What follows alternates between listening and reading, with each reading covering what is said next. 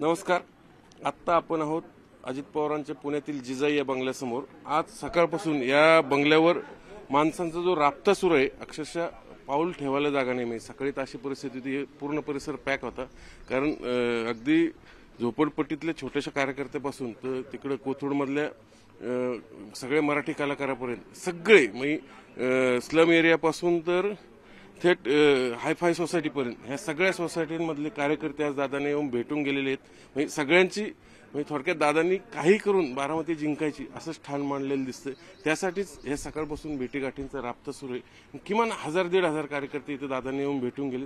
सगळे येतात, हारतुरे घेतात, फोटो काढतात, आमचा पाठिंबा आहे तुम्हाला असं दर्शवतात आणि निघून जातात. पाय ठेवायला दादाला आजचा दिवस दादांनी खास राखून ठेवला होता बारामतीसाठी. आता मी तुम्हाला दाखवेल बाहेरची गर्दी बघा.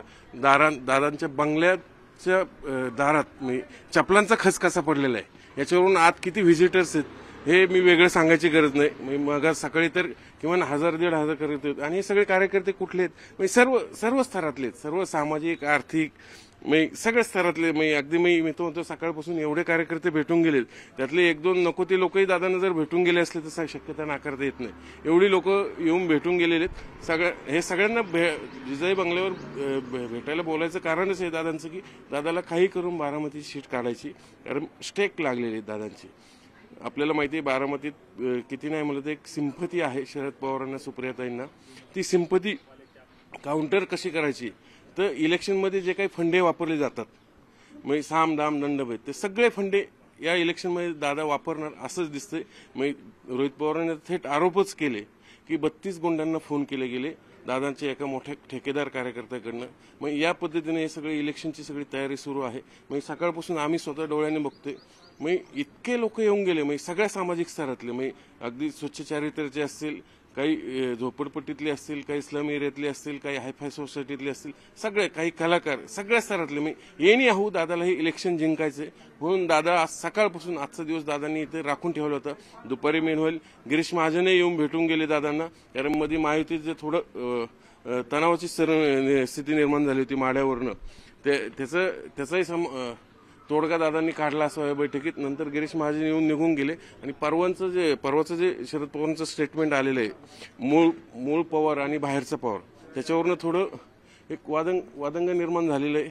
त्याच्याविषयी ही सगळी ते व्यवस्थित एनकॅश केलं गेलेलं आहे या सगळ्या परिस्थितीमध्ये. आणि व्यवस्थित अजित पवार गटाकडनं तर ते व्यवस्थित भांडवल केले गेले आणि सिंपती मिळवण्याचा प्रयत्न. खरं तर बारामतीत आतापर्यंत फक्त पवार कुटुंबियांना शरद पवारांना, सुप्रियाताईंना सिंपती मिळवती. पहिल्यांदा अशी केस आलेली की इथं अजित पवार गटाला सिंपती मिळताना दिसते. कारण पवार साहेबांचं स्टेटमेंटच ते पूर्णपणे चुकीचं आलं. त्या स्टेटमेंटवरनं पूर्ण राज्यभरातले सगळे कार्यकर्त्यांनी सगळ्यांनी नाराजी व्यक्त केली, टीका केली शरद पवारांवर. सुनेत्रा वहिनी तर रडल्या, शब्दशः रडल्या, शब्दही फुटले नाही त्यांना. ते एक मुद्दा आहे, तो आता अजित पवारांच्या बाजूने आलेल्या अख्ख्या इलेक्शनमध्ये कदाचित याच्यावरनं इलेक्शन फिरवण्याचा प्रयत्न होईल. असे अनेक जे आहे नाही सगळे येणी हाऊ अजितदादांना ही इलेक्शन जिंकायची, कारण त्यांचे स्टेक लागले.